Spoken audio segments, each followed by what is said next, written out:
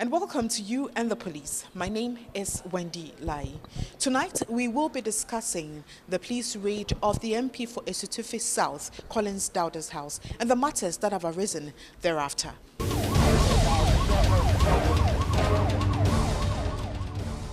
Next, we have crime highlights, and these are crime stories that you might have missed during the week.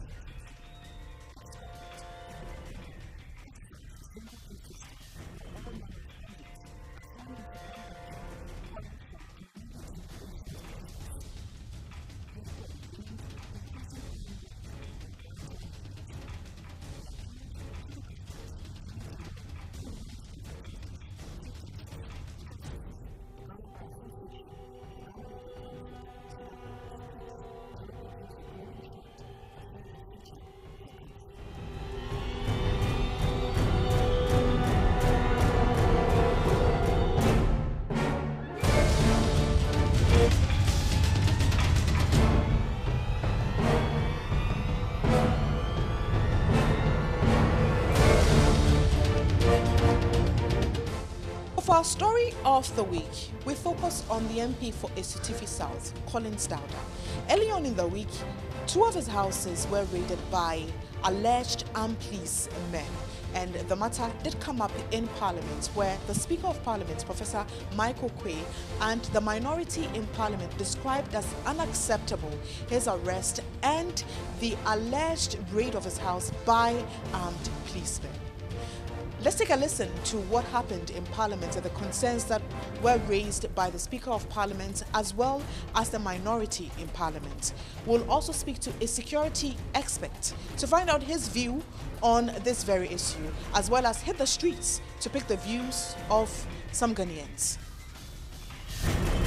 Armed policemen allegedly invaded the houses of MP for Isunafo South, Collins Dauda, in his constituency, Antema.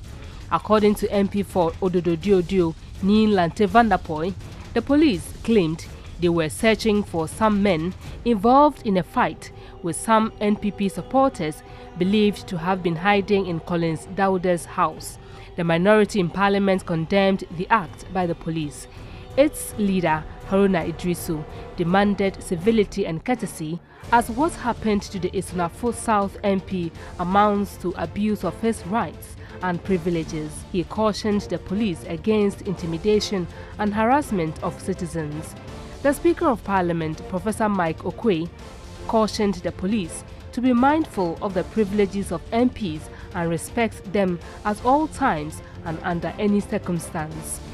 The police should not invade the premises of a member or appear to be doing so in a manner that will raise unnecessary difficulties for us.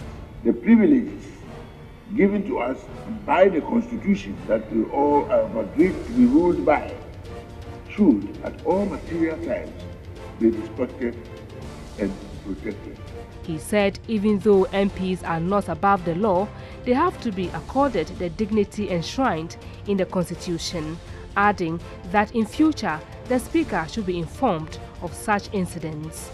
In fact, there have been occasions during my tenure that I've actually invited the police to my conference room, and even on some occasions in my presence, in the presence of leadership, asked the security agencies to ask whatever they wanted to ask, so that we will not be seen to be shielding any wrongdoing and at the same time keeping true the honor that should be given to the institution. And we want to reiterate that when any invitation is required, we would like it to be routed properly, and the appropriate honorable member will attend to the appropriate invitation at the highest quarters. He directed that the relevant officials of Parliament accompany Collins Dauda to the office of the Commissioner of Police CID in charge of investigations to have a conversation that is necessary in accordance with the parameters of the law. Still in Parliament, the House has approved the 4 justices nominated by the President to the Supreme Court and vetted by the Appointments Committee.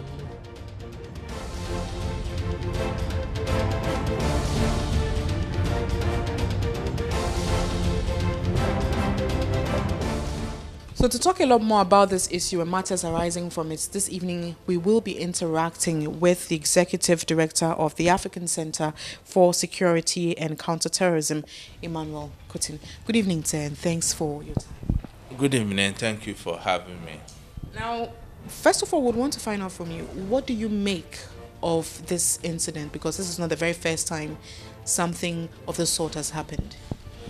Well, this very incident, to be very honest with you, didn't go down well with some of us.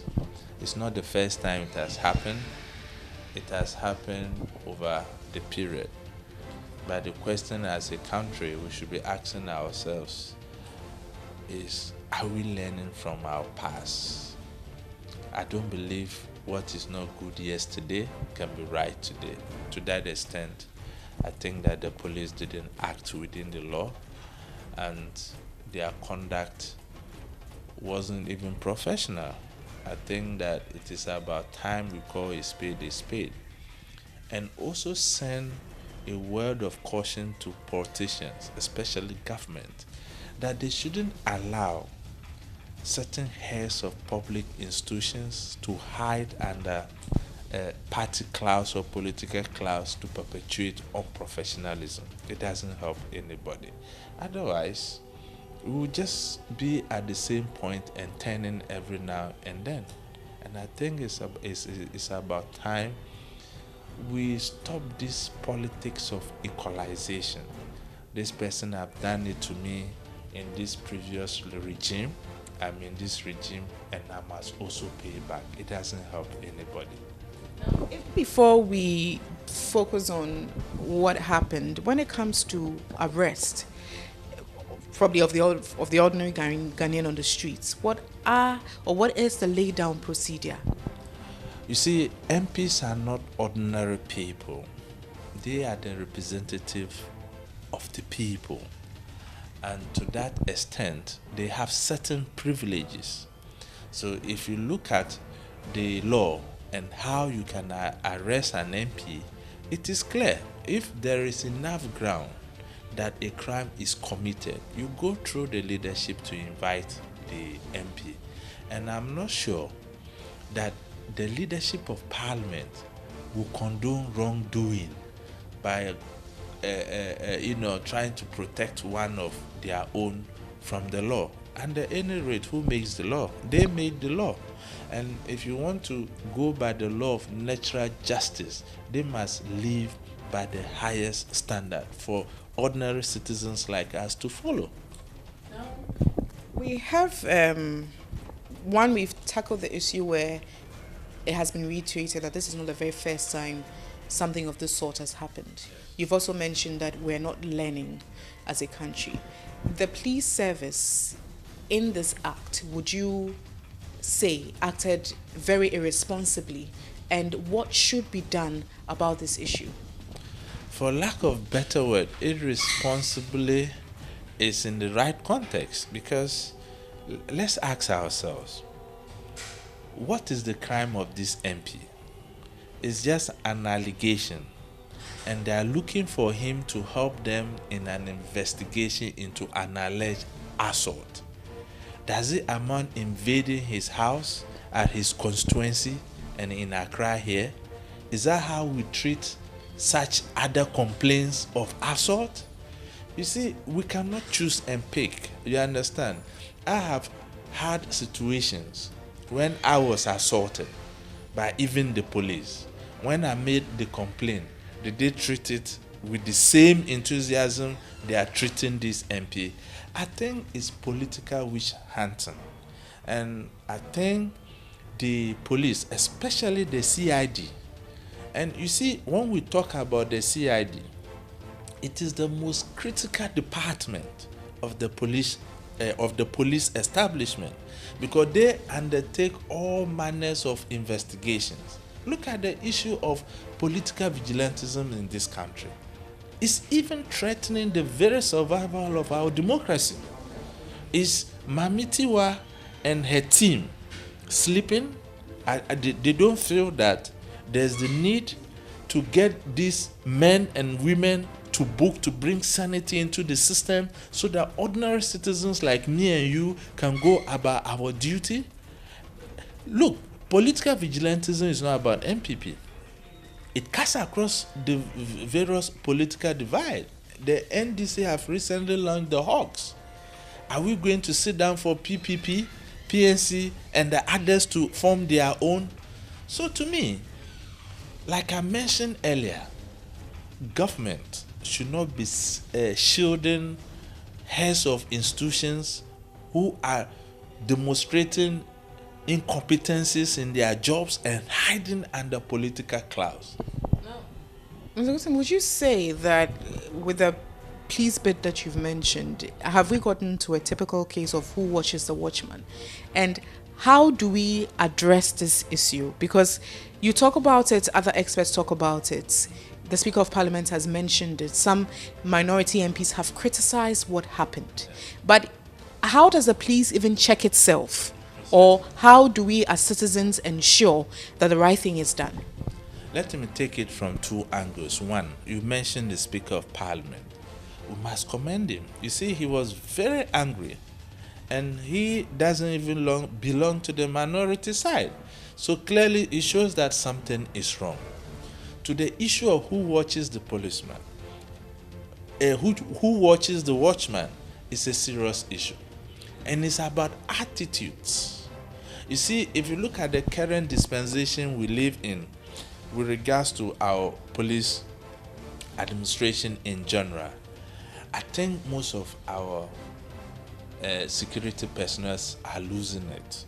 They feel that for the fact that they are in uniform, it guarantees them the right to do anything. Look, there are a lot of innocent citizens who are being brutalized by the police at the blind side of the media. And because these people are ordinary and they don't have anybody to speak to, it ends there. I think the police as an administration, they should do soul searching. It's about attitudes. Look, we can retool the police to whatever level we want. So long as there's no attitudinal change within the service, we'll still be talking about the police. And the police must remember one thing. They have a duty to work hand in hand with Parliament. Parliament makes the law, they enforce the law. So if you are a law enforcer and you are the first to even break the law, what moral turpitude or what moral authority have you got in the enforcement of the law? And I think the challenge the police administration face is the way we do our recruitment. And you see, politicians have taken the police for ransom. Take the immediate steps to patch itself from some of this name calling the general public has about the police administration or the service. They are very hard-working ones. You and I know. But just some few elements. The problem is that why are we not prepared to give out these few elements? So if you are not prepared to give them out, what happened? You'll be whipped by the same cane. And another thing is this. Look at the current reshuffle that happened. Why should you change a winning team when you are winning? Some few months back, we had serious problems with armed robbery and insecurity in this country. When these gentlemen were brought, especially Afeku and Yewunu with intelligence, they were able to work hand in hand and bring the rate of crime down. Now, they have been removed over a short period of time. We know in human resources is good. But in our current dispensation, is it the right decision to call? And I'm afraid, and I will always say the truth. You know why? As a country, the moment you stop speaking the truth, you cease to develop.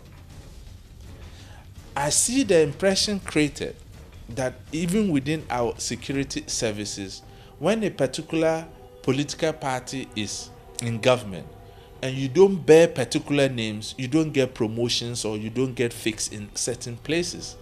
And tribalism and misogynic tendencies within our security agencies is a serious threat to our democracy. And we must guide it. You're still watching You and the Police. We'll be back shortly.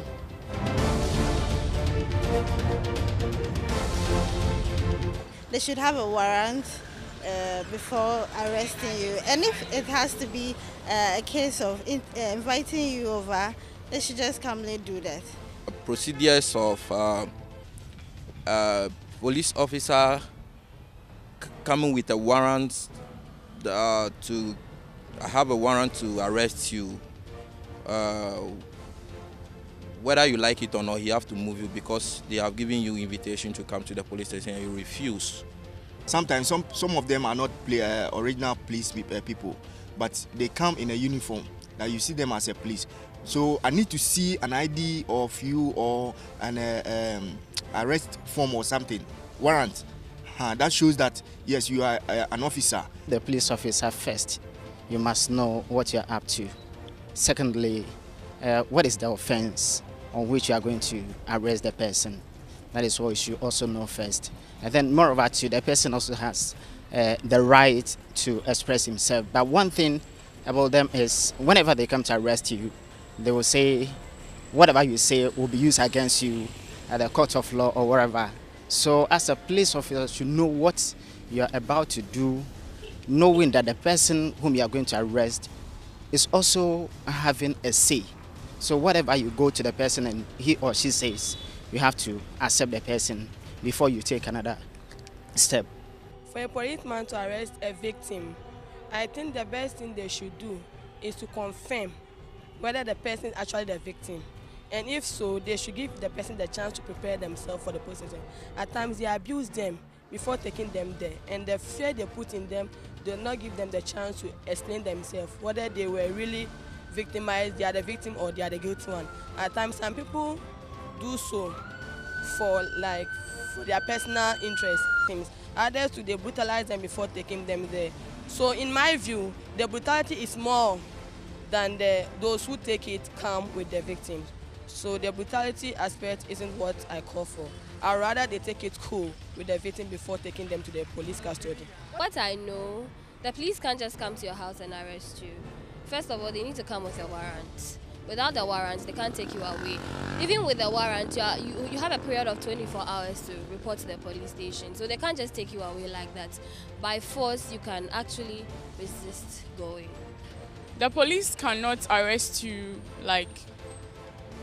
without your knowledge. So you can easily tell them to take you to the police custody, but maybe not on a handcuff. That's what I know. Police has to first of all look for you. When they find you, they will draw attention to the complaint that has been made about you.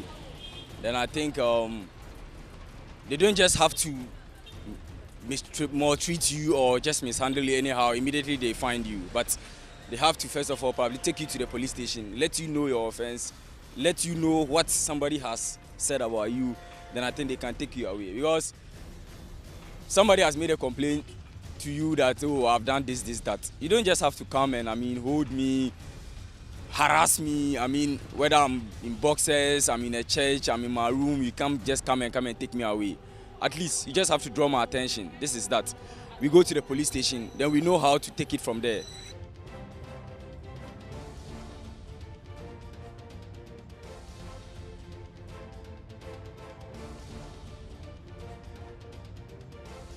That'll be all for now. This week we did focus on the MP for Esutufi South, Collins Dauda, who was accused of inciting violence from supporters of the NDC against their political opponents in the Bonafo region, and has been granted self-recognizance bail.